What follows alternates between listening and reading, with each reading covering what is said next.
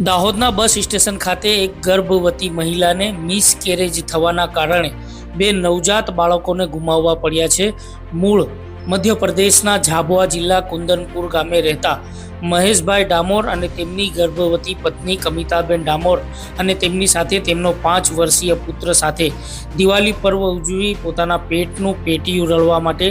ગુજરાતના રાજપીપળા ગામે મજૂરી અર્થે જવા માટે નીકળ્યા હતા અને ત્યાં પહોંચી ગયા હતા અને ત્યારબાદ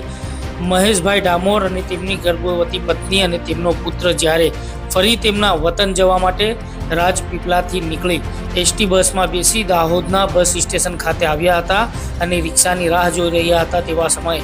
ગર્ભવતી કમિતાબેનને અચાનક પેટમાં દુખાવો પડ્યો હતો। જ્યારે મહિલાએ દુખાવાના કારણે બૂમાબૂમ બસ સ્ટેશન ખાતે મચાવતા આસપાસના લોકો ભેગા થઈ ગયા હતા અને સાથે જ સ્થાનિક કાઉન્સિલર ઇશ્તિયાક અલી સૈયદ પણ ઘટના સ્થળે દોડી આવ્યા હતા અને 108 એમ્બ્યુલન્સ બોલાવી હતી। જ્યારે હાજર 108 એમ્બ્યુલન્સની નર્સે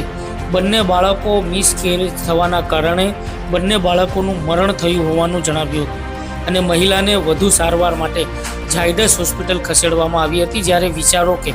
ગર્ભવતી મહિલાને એસટી બસમાં કરેલી લાંબી મુસાફરીના કારણે તેમને બે નવજાત બાળકોને ખોવાનો વારો આવ્યો હતો।